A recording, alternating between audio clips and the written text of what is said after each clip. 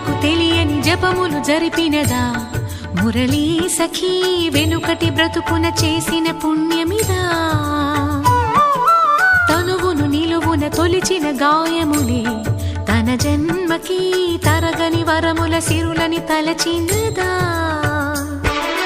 Krishna